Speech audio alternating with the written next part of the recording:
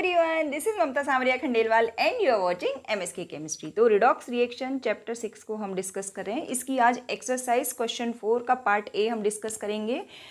इसके अलावा लेक्चर 90 और लेक्चर 93 में हम क्वेश्चन 1 और क्वेश्चन 3 को डिस्कस कर चुके हैं। तो शुरुआत करते हैं मोटिवेशन के साथ। For students, roots of education are bitter but the fruit is sweet. ये है आपके मोटिवेशन के लिए और हमारे मोटिवेशन के लिए आपका एक प्यारा सा लाइक। अगर आप चैनल पर नए हैं तो please subscribe our channel and hit the bell icon. So question 4A exercise में हमें ये 4 इक्वेशंस गिवन है जो कि रिडॉक्स रिएक्शंस हैं और इन्हें ऑक्सीडेशन नंबर मेथड से बैलेंस करना है।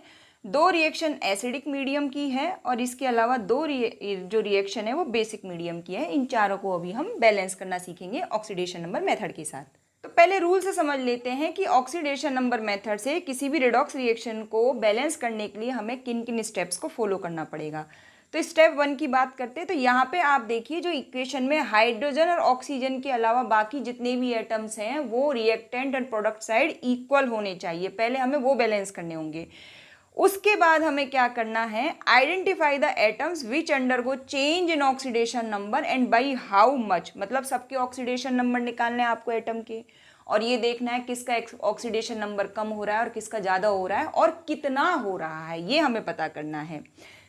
इसके बाद क्या करना है हमें, स्टेप 2 में show an increase in oxidation number पर एटम ऑफ ऑक्सीडाइज स्पीशीज। मतलब ऑक्सीडाइज स्पीशीज के लिए पहले पर एटम ऑक्सीडेशन नंबर में कितना इंक्रीज हो रहा है पहले वो फाइंड आउट करना है। फिर हमें फाइंड आउट करना है total increase in oxidation number. ठीक है, इसी तरीके से हमें रिड्यूस्ड स्पीशीज के लिए डिक्रीज इन ऑक्सीडेशन नंबर पहले पर एटम कैलकुलेट करना है और उसके बाद total decrease in oxidation number हमें कैलकुलेट करना है। मतलब पहले total increase in oxidation number और total decrease in oxidation number ये हमें फाइंड आउट करना है। उसके बाद क्या करना है, determine the factors which will make total increase in oxidation number two equal total decrease in oxidation number. ये सब हम अभी प्रैक्टिस करेंगे तो आपको समझ में आ जाएगा और उन कोफिशिएंट्स को हमें इक्वेशन में इंसर्ट करना होगा। अगला स्टेप है balance oxygen atom by adding H2O to the side containing less oxygen atom. तो जिस साइड भी ऑक्सीजन एटम कम होंगे उतने ही H2O हम ऐड कर देंगे और हाइड्रोजन को बैलेंस करने के लिए हम क्या कर देते हैं, H पॉजिटिव आयंस उस साइड ऐड कर देते हैं जिस साइड हाइड्रोजन एटम कम होते हैं। तो इस तरीके से हम ऑक्सीजन और हाइड्रोजन को बैलेंस करते हैं। ठीक है, लेकिन अगर आपका रिएक्शन मीडियम बेसिक है तो उस साइड हमें क्या करना है कि रिएक्टेंट एंड प्रोडक्ट दोनों साइड हमें उतने OH ऐड करने जितने की इस स्टेप में हमने H पॉजिटिव आयन ऐड किए थे। उसके बाद क्या होगा, एक साइड H पॉजिटिव और OH नेगेटिव आयन दोनों होंगे, उनको कॉम्बाइन करके हम वाटर मॉलिक्यूल्स बना देते हैं। तो इस तरीके से बेसिक मीडियम में एक स्टेप एक्स्ट्रा होता है। और स्टेप 5 में हमें क्या चेक करना है कि check the equation with respect to both. किसके रेस्पेक्ट में, नंबर ऑफ एटम्स दोनों साइड इक्वल होने चाहिए। जितने भी टाइप के एटम्स हैं उन सबके number reactant product side equal होने चाहिए। इसके अलावा जो नेट चार्ज है मतलब पॉजिटिव या नेगेटिव चार्ज वो जितना रिएक्टेंट साइड है उतना ही प्रोडक्ट साइड होना चाहिए। सो लेक्शन 4 का पहला पार्ट है ए। ये हमें इक्वेशन गिवन है एसिडिक मीडियम में, इसे हमें बैलेंस करना है। तो स्टेप फर्स्ट क्या कहता है कि ऑक्सीजन और हाइड्रोजन के अलावा यहाँ पे क्या है, एक तो क्रोमियम है, यहाँ पे भी क्रोमियम है, यहाँ पे सल्फर है और इधर भी सल्फर है। मतलब क्रोमियम और सल्फर दोनों साइड इक्वल होनी चाहिए। तो यहाँ पे हम देख सकते हैं कि यहाँ पे 2 क्रोमियम एटम है और यहाँ पे सिर्फ 1 है। तो यहाँ पे मैं 2 से इसको मल्टीप्लाई कर देती हूँ और सल्फर दोनों साइड सेम है तो कोई दिक्कत नहीं है। अब ऑक्सीडेशन नंबर तो हम आपको पहले ही कैलकुलेट करना सिखा चुके हैं, इसलिए यहाँ पे मैं डायरेक्ट लिख देती हूँ। इस जगह क्रोमियम का ऑक्सीडेशन नंबर कितना पर एटम, मतलब एक क्रोमियम एटम के लिए ऑक्सीडेशन नंबर है +6 और यहाँ पे एक क्रोमियम एटम के लिए ऑक्सीडेशन नंबर है +3। मतलब Cr2O7 -2 Cr+3 क्या हो रहा है, रिडक्शन हो रहा है। और यहाँ पे सल्फर का ऑक्सीडेशन नंबर आएगा +4 और यहाँ पे सल्फर का ऑक्सीडेशन नंबर आएगा +6। तो हम यहाँ देख सकते हैं कि सल्फर के लिए ऑक्सीडेशन नंबर इंक्रीज हो रहा है। ठीक है, so increase in oxidation number for पर सल्फर एटम कितना है, 2। अब यहाँ पे क्योंकि रिएक्टेंट प्रोडक्ट साइड दोनों साइड एक ही सल्फर एटम है इसलिए हम लिख सकते हैं total increase in oxidation number भी 2 ही होगा। लेकिन हम देख सकते हैं कि क्रोमियम का ऑक्सीडेशन नंबर यहाँ पे डिक्रीज हो रहा है। सो डिक्रीज इन ऑक्सीडेशन नंबर पर क्रोमियम एटम, ये कितना है 3। देखिए आप +6 से ये किस में जा रहा है, +3 में जा रहा है, तो 3 ऑक्सीडेशन नंबर डिक्रीज हो रहा है। लेकिन हमारे पास यहाँ पे 2 क्रोमियम एटम है, इसलिए 2 क्रोमियम एटम के लिए कितना होगा decrease in, total decrease in oxidation number 3 × 2 that is equal to 6। तो यहाँ पे हम देख सकते हैं कि total increase in oxidation number है 2 और total decrease in oxidation number है 6। अब ये हमें क्या करने पड़ेंगे, इक्वल करने पड़ेंगे। उसके लिए हम क्या करेंगे, ये वाली इक्वेशन है इसको 3 से मल्टीप्लाई कर देंगे। तो 3 से मल्टीप्लाई करने से क्या होगा, total increase in oxidation number will be equal to total decrease in oxidation number. तो अब हमारी ये जो इक्वेशन है ये इस फॉर्म में हमें मिल जाएगी। तो यहाँ स्टेप 3 में हमें हाइड्रोजन और ऑक्सीजन को बैलेंस करना है। तो रिएक्टेंट साइड ऑक्सीजन के एटम है टोटल 16 और प्रोडक्ट साइड है 12। तो अब हमें क्या करना होगा, हमें प्रोडक्ट साइड क्या ऐड करना होगा, 4H2O मॉलिक्यूल्स। तो ऐड कर देते हैं।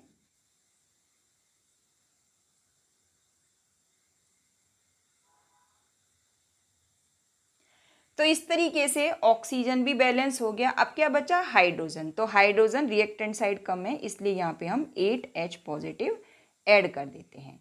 तो इस तरीके से हम देख सकते हैं कि हमारी ये जो इक्वेशन है ये H पॉजिटिव है, यहाँ पे 8H positive, it is 8H positive.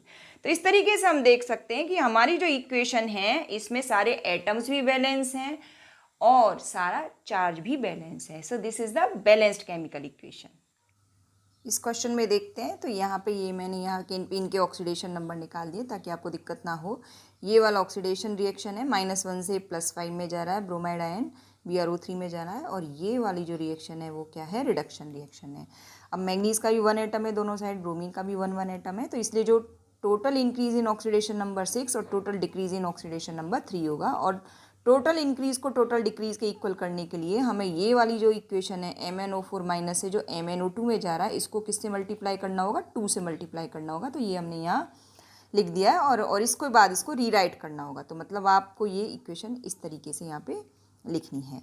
ठीक है, अब अगले स्टेप में क्या करना है, आपको ऑक्सीजन, हाइड्रोजन और चार्ज को बैलेंस करना है। तो इसके 2 तरीके हैं, ये वाला तरीका थोड़ा आसान है और छोटा है और ये वाला तरीका थोड़ा लंबा है।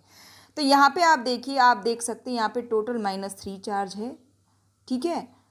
और यहाँ पे जो चार्ज है वो ओनली -1 है। आप देख सकते हैं यहाँ पे जो चार्ज है वो सिर्फ -1 है।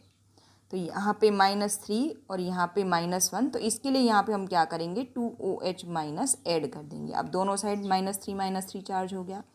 अब यहाँ पे हाइड्रोजन 2 एक्स्ट्रा हो गए, तो इसके लिए यहाँ पे हमें H2O ऐड करना पड़ेगा। तो दोनों साइड हाइड्रोजन, ऑक्सीजन और चार्ज सब कुछ इक्वल हो चुका है एक ही स्टेप में, इसलिए ये वाला स्टेप आसान है, आप इसी को फॉलो कीजिए। तो ये एक बैलेंस्ड केमिकल इक्वेशन ये देखिए आपकी ये बन चुकी है। अब दूसरा तरीका क्या है, दूसरे तरीके में देखिए कि यहाँ पे इस साइड एक हाइड्रोजन कम है तो हमने H2O ऐड किया। अब यहाँ पे हमें 2H पॉजिटिव ऐड करना पड़ेगा। अब क्योंकि रिएक्शन बेसिक मीडियम में तो उतने ही OH नेगेटिव इधर भी ऐड करने पड़ेंगे, इधर भी ऐड करने पड़ेंगे। ये दोनों 2H पॉजिटिव और 2H नेगेटिव मिलके क्या बना लेंगे, 2H2O। ठीक है, अब आप देखिए यहाँ 2H2O है और यहाँ पे 1H2O है, इसलिए इस इक्वेशन को जब हम रीराइट करते हैं तो ये इस तरीके से बनती है। अब देखिए ये वाली इक्वेशन और ये वाली इक्वेशन दोनों सेम हैं, लेकिन यहाँ पे स्टेप कम है और यहाँ पे स्टेप ज़्यादा है।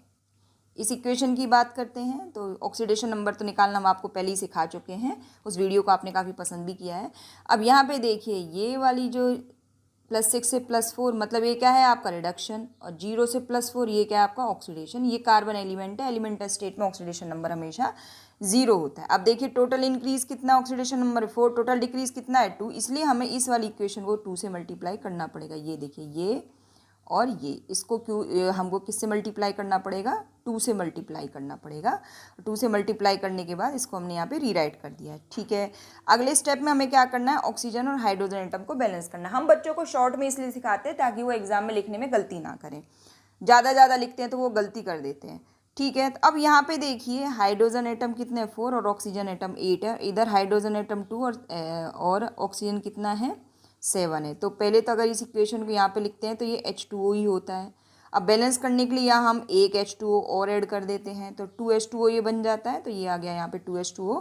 तो इस तरीके this is the balanced chemical equation for this reaction.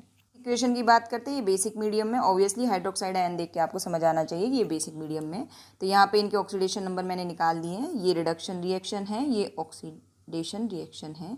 तो increase in oxidation number 2, decrease in oxidation number 3 है, तो इसके लिए हमें इन इक्वेशन को इन फैक्टर से मल्टीप्लाई करना पड़ेगा ताकि total decrease in oxidation number total increase in oxidation number के इक्वल हो जाए और फाइनल इक्वेशन बनेगी ये वाली, ठीक है। तो ये इक्वेशन किस में कन्वर्ट हो चुकी है, इसमें कन्वर्ट हो चुकी है। अब हमें नेट चार्ज ऑक्सीजन हाइड्रोजन को बैलेंस करना है, तो बड़ा आसान है, आप चार्ज के हिसाब से कीजिए। देखिए यहाँ पे कितना चार्ज है -6 और यहाँ पे चार्ज कितना आता है -3। आप देख लीजिए यहाँ पे चार्ज है -3 और यहाँ पे -6। इसके लिए हम क्या करते हैं, यहाँ पे 3OH नेगेटिव ऐड कर देते हैं। अब आप देखिए यहाँ पे सब कुछ बैलेंस्ड है। सो आई होप आपको वीडियो पसंद आया होगा। प्लीज़ एक लाइक तो बनता है। Please subscribe our channel. Thank you for watching MSK chemistry.